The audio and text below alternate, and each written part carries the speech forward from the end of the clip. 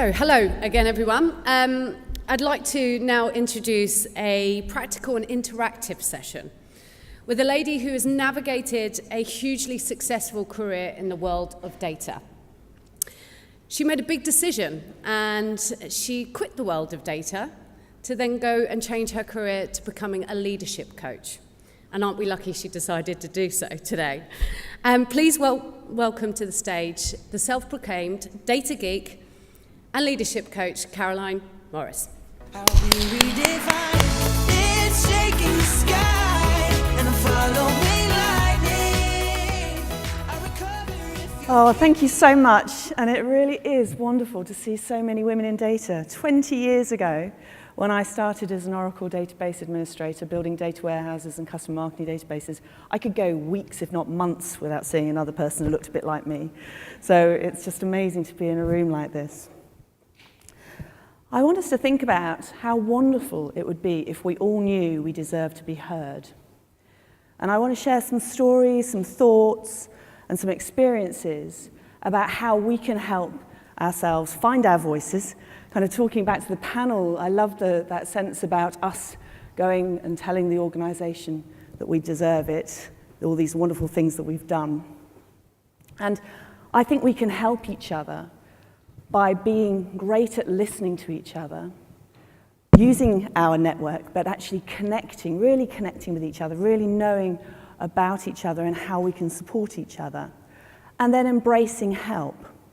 One of the things that I've noticed, I've done myself, and I still see other people doing it, is try to do things on my own, when actually there's so many people around me that can really help.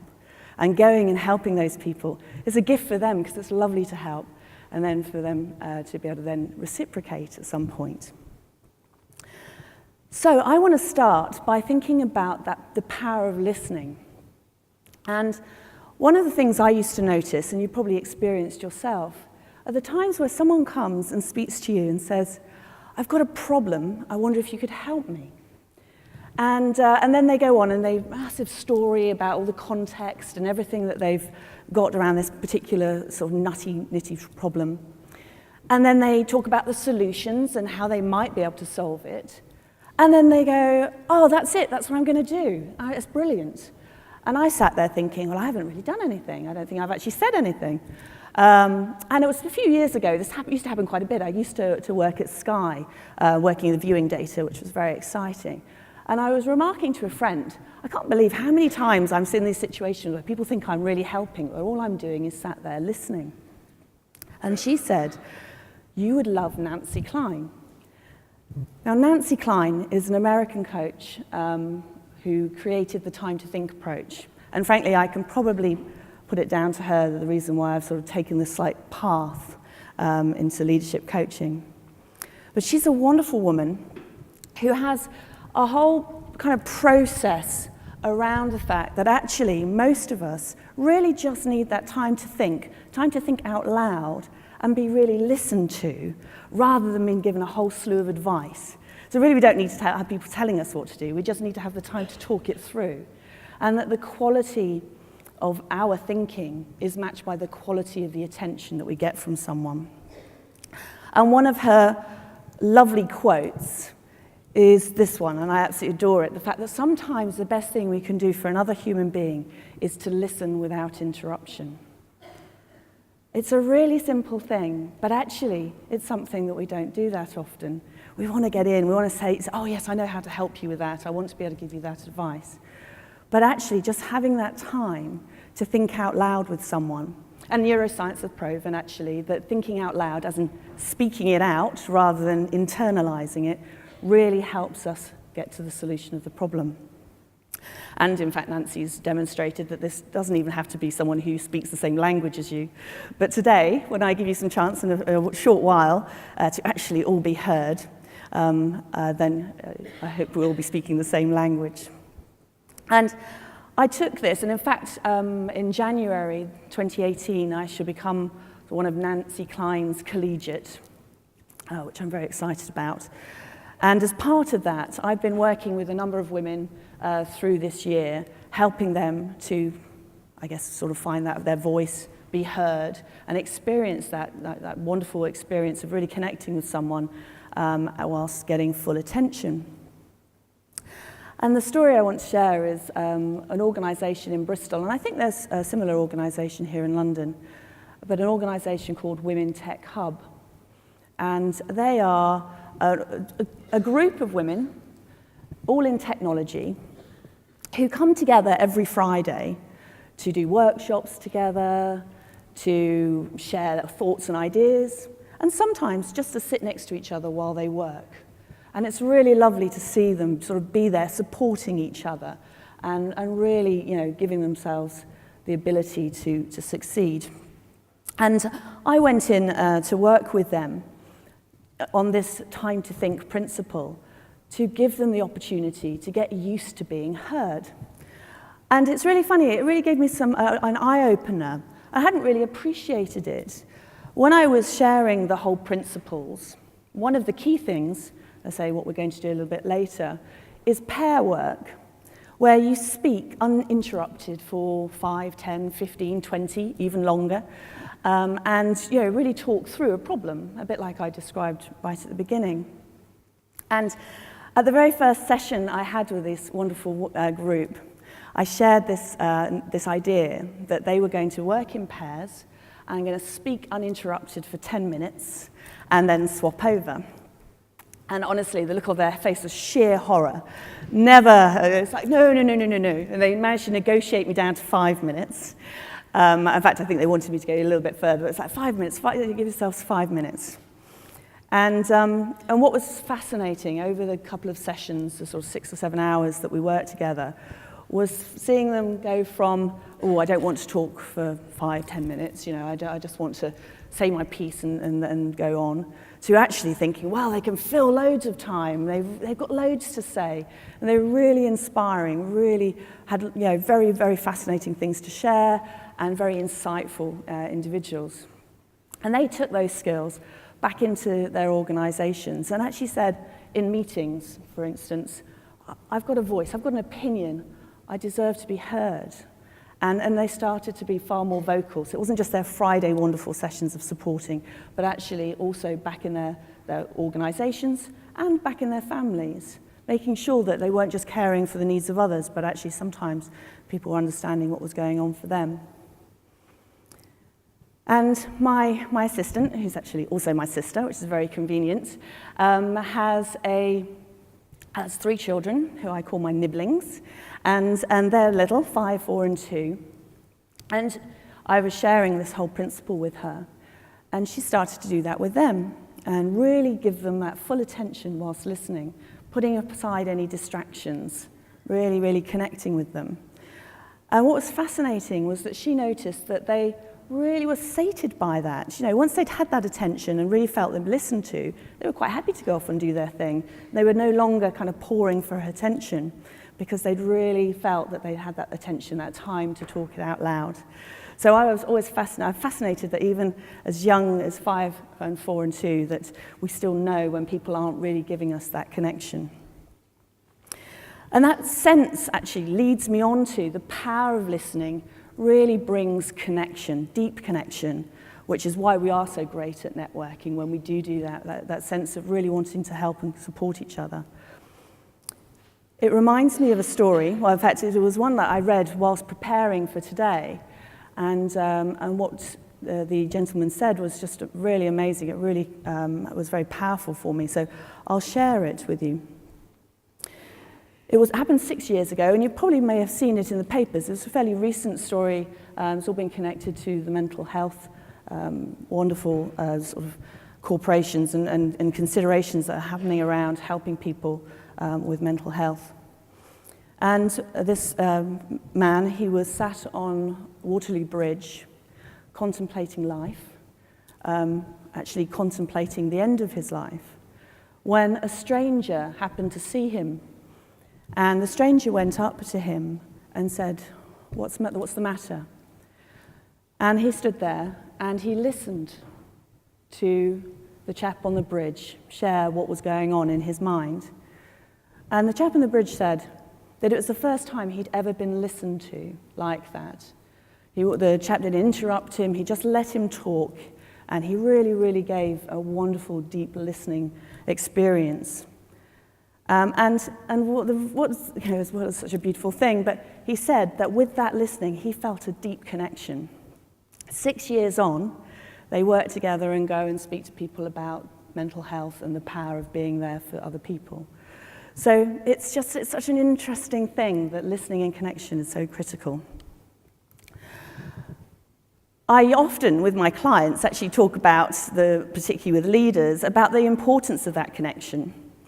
50% of leaders express that they're lonely, and I do feel that that could be so much better resolved just simply by getting connection with colleagues. And a story I share it's a real story, true life story, of a CEO who was very engaging, had an open door policy, always encouraged people in to come and talk to him and share their thoughts. But he, like most of us, would often have a distraction. Maybe the phone would go off or an email would come in. And rather than ignoring that distraction, he might whilst the person was speaking to him, carry on and maybe respond to an email. And so one of his colleagues noticed this. And I use this often when I'm talking about leaders, about holding up the mirror, how feedback is really important to actually let people know what's going on. And so he noticed this and said, do you mind if I just point something out? That I notice when someone comes in to tell you something that really matters to them, that you're not giving them their full attention, that you're going off and maybe answering an email. I challenge you to just put it aside and give that person your full attention. And he was like, well, I'll do that, but I'm fine. I'm definitely picking everything up. I don't need to do it, but I'll take the challenge. So next time someone was in, he put everything aside and he listened to the person. And what was really fascinating for him after 1, 2, 3, maybe more times, was he started to notice that he was learning far more about the person because he was giving them their full attention than if he'd been busy off doing something else. And with multitasking, all we're really doing is kind of shifting our tasking. We're moving from one thing to the other really quickly, but we do end up missing things. But also, if we're looking at our device, we're not looking at the person, we're not looking at their face, we're not actually getting to see what really matters to them. So they might share something that's really interesting, but until you actually look at their physical and facial expressions, you don't get a sense of just how important and how deep it is for them. So that sense of connection is really powerful. And frankly, for me, having worked in data, with lots of lovely, lovely, wonderful men, I really did have a wonderful time. Just would have been more fun had I had a lot more women around me. I've then ended up working for myself. So I do find myself often feeling maybe a little bit lonely, a bit lacking in connection.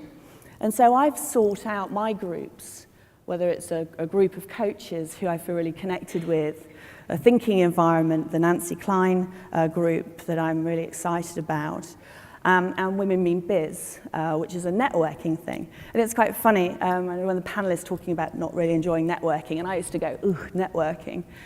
But as soon as I thought, no, it's not networking, it's connecting with people. I'm not having to go and sell myself, I'm just going to have to go and find lots of lovely friends. Oh, I love doing that, so that's easy. No trouble at all. And what I've really found with the connection is it's helped me accept support and help me embrace our help and actually go and seek it. Today, I prepared for the presentation, I hope you notice, with a bit of performance coaching, just actually making sure that I'm connecting and I'm doing the right thing and I'm presenting and projecting. Whereas before, I'd probably thought, oh, I'll just go and do it on my own. And of course, then I don't get the feedback, I don't get ways of improving and enhancing it. So it was a wonderful experience to actually go through that. What I want to do now is talk a little bit about help, which does involve me going back to my previous world in data. So, as I mentioned at the beginning, I started working in data in 1997. 2 years after the Tesco Club card was launched, so that was great for me. I always used to explain that I'm about helping people understand about what the customer behavior is doing. And I build databases and data warehouses and work with analysts and data scientists. And I had a wonderful time. It was about a year or two after I started, a magazine got in touch with me and said, wouldn't it be brilliant if more women got involved with this? And I said, yes, it really would. So they asked if I would give them a quote. In fact, I did an interview with them. And this was my quote 20 years ago. Data is exciting, it's the stuff of real life. And I'm so proud of that. But I also think even now, even though I've kind of stepped out of the world of data, it's so important to me. Whenever I work with a client, I'm always gathering that data, trying to really understand what's going on and what the real life is. My second kind of experience of trying to help in the world of data was about probably a couple of months after 2000. So some of you will know that the build-up to 1st of January 2000 was quite stressful for some of us database administrators, trying to make sure that all sorts of things didn't crash, lifts carried on working, planes carried on flying, and generally operations carried on as they should. And then I had to sort of pull on my big girl pants, as it were, and I became what I like to think about as a wonder data woman. That is me. Unbelievably, I wasn't approached for the latest few films, even though I had the outfit already. And so for a good 6 months, I would travel around the country, helping organizations who'd miraculously had a load of customers who are very fastly aging. And it's really fascinating for me that the one client that I remember still to this day was a female DBA. And she was going to be the first female DBA that I'd met ever. So it'd been 3 years in the working as a DBA, working in many organizations, working with lots of wonderful people, but not met someone like me. And I'd had plenty of experience, so I was really excited to go along and help. So I arrived on the day, duly ready to get going, and was met by a very uncomfortable, awkward-looking individual who told me it was a him, that the lady in question didn't want to meet me, and that I was just to fix the problem and then leave. And it transpired she wasn't happy that someone had been brought in. And it was a really salutary lesson for me, because one of the things that actually I had to think about was about the threat. Actually, I was all guns blazing. I wanted to help. I really wanted to make that person feel great. But actually, you have to make sure the person wants that help. And you have to engage with them, and it has to be really appropriately delivered. So I hope that in the end that they appreciated it and they were able then to seek help from people. But for me, it was definitely something I need to learn and realize, is that it's important that we embrace help and that we feel part of the solution when we get it. So when someone does sort of lend themselves to help us, then we appreciate it and actually see that we are part of the solution. So that's it in terms of what I'm thinking about how we can all work together, how we can all listen with each other and connect, and then really deeply embrace help. So you probably had enough of me just for the moment. I mean, it's only going to go away for a few minutes. But I want to give you the chance for all of you to be heard. And so I'm going to share with you the listening pair work that I talked about with Women Tech Hub. There's another lovely quote. I do love a quote. The fact that there is a difference between truly listening and waiting for your turn to talk. And what I'm going to invite you to do in pairs is each have 5 minutes where you, the person speaking, is the only person that speaks. The other person will just listen and maybe, encourage non-verbally and facially, but not jump in and go, oh yeah, I know exactly how that feels. Yes, I've got it. And end up being a chat. But just really give yourself 5 minutes of talking about what you love to do and how you might be helped. And I think this then might help you think about this afternoon when you're bumping into lots of wonderful faces and new people and then connecting with each other. So I'm going to invite you to get into pairs. We're then going to have, I hope, a 5-minute countdown. At the end of those 5 minutes, I will chink my little yoga bells, and then we'll swap over and then have another 5 minutes. So as the listener, the speaker might ask you for a question, and there's a question you can use if you want. As the listener, your job is simply to be there, have eye contact with the person, gentle eye contact, not stare them out, but gentle eye contact, so when they come back, they have a nice place to go. They'll probably look elsewhere. If they don't say anything, if they go into thinking mode, that's fine. Just let them. Be really comfortable with that. And only speak if you're invited to by the person speaking, and that will be to ask a question.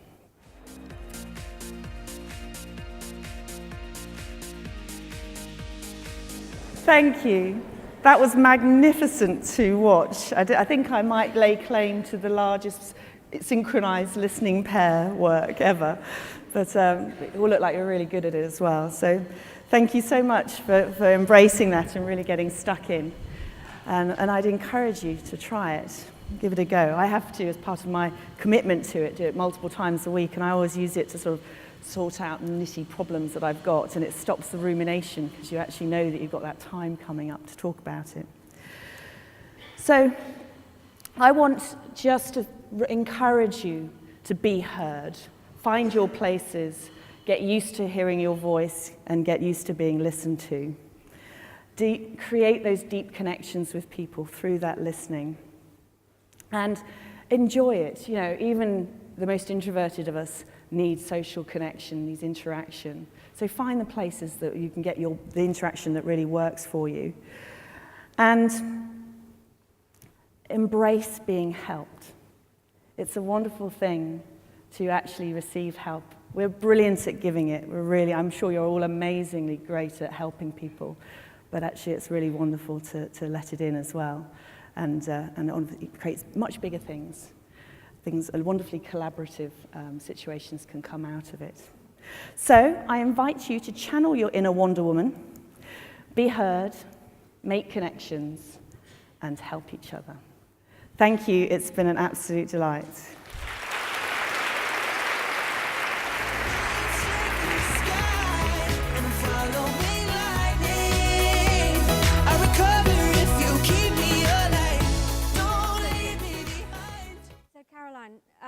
It's fantastic to, kind of get some tips and some stories into, of how we should be thinking and challenging ourselves.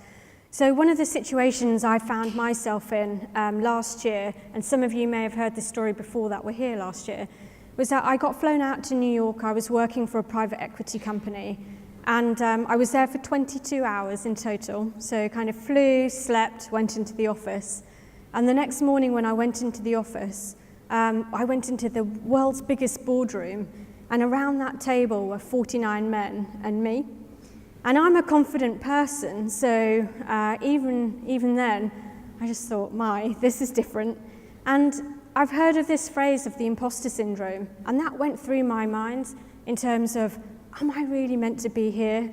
And I thought, my God, why have I just signed up to work for this private equity company and fly out as an expert? What would your advice be to anyone that feels as though they're in that situation? Well, it's really fascinating. I was just doing some work yesterday with some lawyers, actually, and the thing that we were surprised, as in the people that brought me in, was how many men were actually expressing imposter syndrome as something that they were experiencing. And it was great that they were willing to open up, because it's quite a vulnerable thing to do. And what we talked about was what was going on inside their heads. What were they telling themselves about what was going on in terms of where they might feel like an imposter? So whether or not they had enough competency to work with their client, or whether they had enough to say, or whether they knew enough, or whether they were interesting, or when they went networking, whether anyone was actually going to speak to them. And all of those things are things that they were telling themselves, not things that anyone else would tell you. Your worst enemy wouldn't go, well, you're not worth it. Don't go in there. You're a fake. It's all the things we tell ourselves. So what I encourage people is to reframe all of those negative kind of talk that that happens, and actually create some mantras like, I deserve to be in that room. I'm going to make a difference in that room. We've heard the massive difference that women make just by showing up and being part of an organization. So it's just about reframing the language and the thinking that goes on inside our heads. Unfortunately, we listen to ourselves more than we probably ought to. Probably should be listening to the people that are telling us we're doing a really good job. Yeah, and that's what got me through on the day, I'll tell you. What we'd like to do is open it out to any questions in the audience. So do we have any volunteers that are going to be brave and risk being out of their comfort zone and asking a question? Hey. Oh, thank you. Good start. We've got some roving mics around. We need someone around the front. Here we go. Just over here, Zoe. Thank you. If you can pass the mic back for us, girls. Hi, thank you. So I'm really enjoying the day since morning. Networking is not my game, but I've really enjoyed connecting to a few people over the little refreshments in the morning and just now talking to Manjari and all of that. And you know, one thought that I just cannot get rid of is all this is fine, but how much of real sponsorship and role models as women are we seeing, you know? So how many of senior women are out there really sponsoring the women out there in the industry, being role models for there? I've always heard about this old school boys club. Where is the old school, you know, school girls club? Is it there? I want to be a part of it. Brilliant. Are you okay to start with that one? You want to start? Yes, I don't mind. Well, I think it's fascinating because there probably aren't the old school clubs, but there are clubs and there are people out there, whether it's the Women Tech Hub, whether it's the people around you at work. And I think it really is about finding those places where you feel that you can connect and interact with people. The danger is that we stay kind of in our own sort of comfort zones and we don't go and seek it out. And I think once you do start seeking it out, it just accelerates. I mean, I went and I stepped out of my comfort zone and went along to a networking lunch. And before I knew it, I'd been connected. Someone said, oh, you must speak to such and such, and you must speak to such and such. And now I have a group of people, a gang of people who I meet up with, who 6 months ago I'd never even met. And we all have really similar ways of thinking and we're sharing. So almost things like today, this could be the start of your school network. Definitely. To add to that, Roshi. Yeah, I think that you're absolutely right. The school club is something that I hear about so often in my job. But actually, we're here now as a community today, and we're going to be doing a lot more over the next 12 months to really connect you women outside of this room, outside of the annual conference, to allow you to seek out mentors, to be mentorers, and to really, really connect with each other outside of one day a year. So I think that that's what Women in Data are going to be focusing on, to ensure that I don't want to call it a club, it's not that. We're a community and a network, for sure. Absolutely, and this is what today is about. You know, you're in this room with that club. You know, these are the people that are in your network. And you know, this is where I say we've got to lean in and take accountability and ownership. You know, if you meet a group of people that you want to keep in touch with, you know, let's suggest that you meet next week or next month and actually have lunch or, you know, a drink after work and keep those connections up. It's really important that we do that in our daily lives because it's part of what will create success. And, you know, later on today, we're going to see some incredible role models as we launch our 20 in Data as well. And, you know, they are truly role models in the industry that we're going to be celebrating, and we're super excited to share that. Any other questions? Have one. Thank you, Zoe. Just a quick question. Earlier that I was observing the panel, and I'm observing yourselves on the stand there, and to be quite candid, I don't see a reflection of myself there. And one of the things I'd like to suggest is there another layer of challenging that needs to happen in terms of women themselves who want to support and engage and mentor other women through their careers, to also consider women who are not necessarily the same as themselves. And so women who may be of a different colour, women who have different cultural interests or needs, because that representative and that proportion of women, in my view, is still very undervalued. And there is an element there of stereotyping and racial bias that still comes into the agenda. Is that not also part of the conversation today? Absolutely. I think you're so right. so right. It isn't reflective, and diversity comes in so many different forms, and we're tackling one thing at a time. The first thing up is the 50-50 split, but we're going to work through these issues as a community, and I think that's really important to us, to hear those thoughts and feelings and that feedback, and absolutely, let's make it more diverse. And it's something that a challenge that you're putting to us that we wholeheartedly accept. Willing. Any other questions? Yeah, hi, this question is for Caroline. So I liked the kind of uninterrupted listening, and I think it made me reflect and take that away as a thought. And I just wanted your thoughts in expanding that a bit further and saying, what do you think is the balance in terms of doing that uninterrupted listening, and what's the way to kind of then share advice in the most, or how do you take that forward then in terms of sharing your experiences? Great. So it's really funny because uninterrupted listening, and I do a lot of this in group work as well as pair work, and it's a very different dynamic to like a normal meeting where everyone might be shouting in or talking or getting ready to launch into their turn. So I always say it's about mixing it up, making sure that you have that time, that uninterrupted thinking and time to speak, where someone's not going to be about to jump in on your thought, because actually it's really important. The amygdala, the fight-or-flight threat, is ignited as soon as you think you're going to get interrupted. So it interrupts your flow, it interrupts your thinking. So it's important that everyone has that opportunity to have that uninterrupted flow. But it's also important to have the dynamic cut and thrust of a bit of a more, I guess, interactive conversation. So I generally, in groups and teams, start off with rounds, which is where each person gets their sort of 2-3 minutes to talk uninterrupted, and then maybe throw in a bit of an open discussion. But always keep the open discussions, those things, down to say 10-15 minutes, because again, they can grow arms and legs, and then you get back to rounds again. So it just creates that sense where you've got enough dynamic opportunity to have a really interesting conversation, but you also then know you're going to have your opportunity to talk uninterrupted. So it's a good mix of it. Thank you, Emily. Any more questions? Sarah, just behind. Hello. So we talked a lot about networking, and I think a lot of women here, myself included, and I'm actually an extrovert, hate networking, but also recognise that this is a great opportunity. So I appreciate that when I ask this question, that everyone's going to catch me out because I'm going to use the answer with virtually every person that I meet.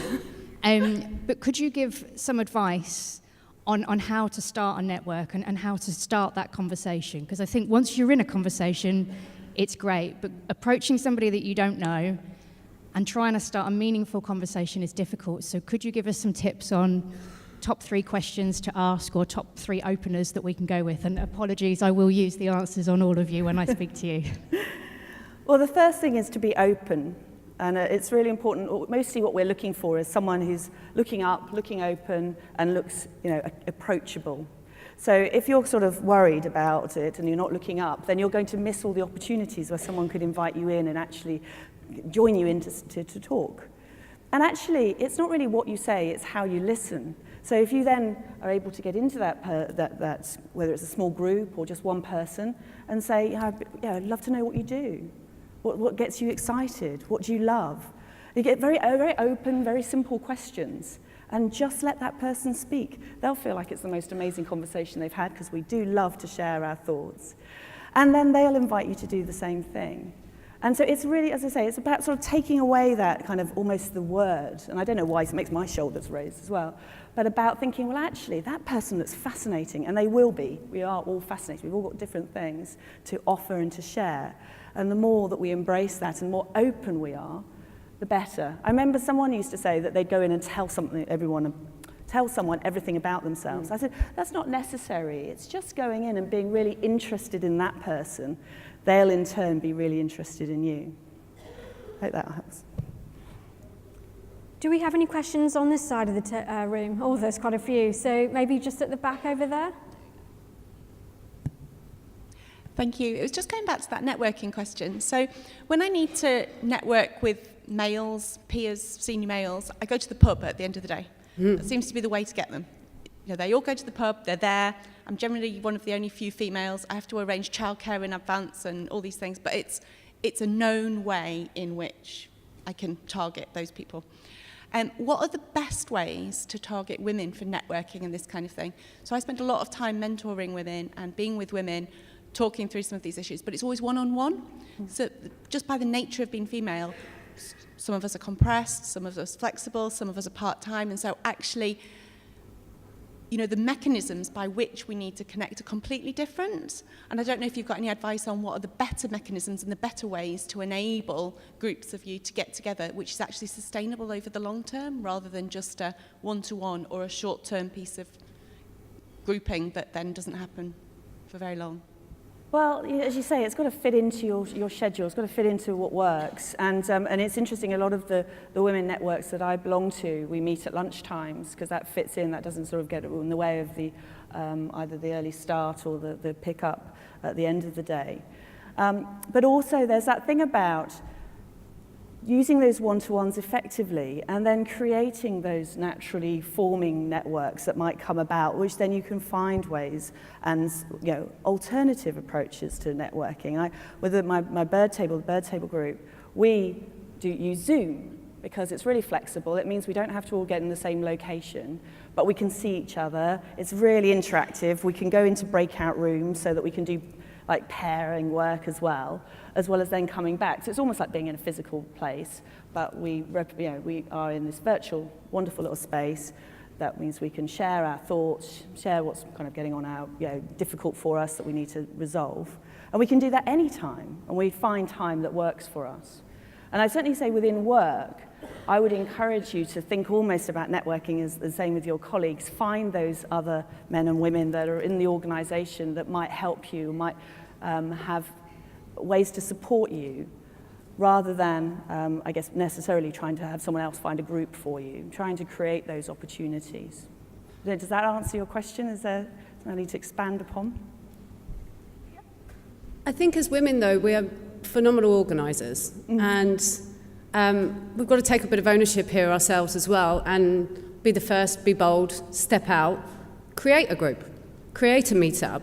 We've got so much in common through our work lives and what we do, whether it's technology, whether it's the practice of data that you're within, etc. Take the lead on this. Be the lead, be the person that organises the meetup, and whether that's locally in your company or wider through the WID network, you've got those opportunities with us on board to be the force that drives this. So take some ownership, is what I would say.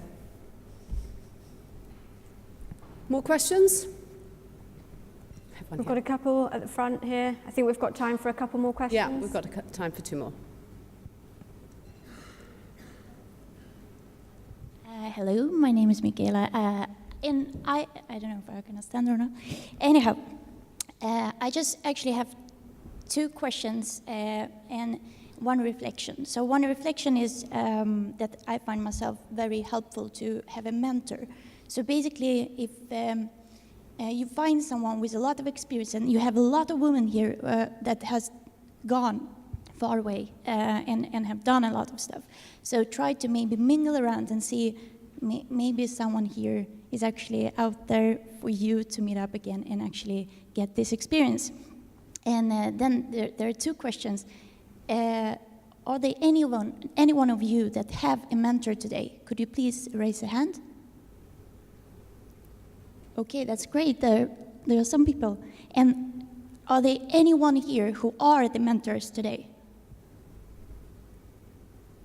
So as you can see, there are people that already have any mentors. So maybe you can ask them, how did they found them?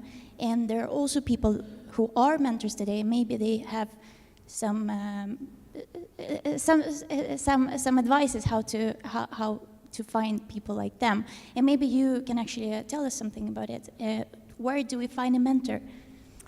You know, I think from my perspective, lots of people come and ask me, will you be my mentor? And, I kind of dig a little bit deeper, because sometimes, you may not be the right person for what someone's looking for, and you've got to really understand your needs. So if you're asking someone to be your mentor, really try and firm in your mind, what is it I want help with? And then also, if you're offering to be a mentor, you've got to ask yourself of, how can I help them? Am I really right for them? But, it's having the conversation And in some ways, it's not even asking the question of be my mentor. It's saying, I found someone that is really knowledgeable, I've got a good relationship with them. You know, if you ask them, will you be my mentor, suddenly it's putting some sandbags on of, oh, I've got to commit to time, I've got to do this, I've got to do that. Whereas if you just say, hey, can I meet you again in 3 months' time to talk about some advice or tell you what I'm doing? No one is going to say no to that. So, you know, you don't almost have to ask permission to have a mentor. Just go out, find people that you enjoy having, you know, good, challenging conversations with, inspirational people, and just keep the relationship going is really important. Absolutely.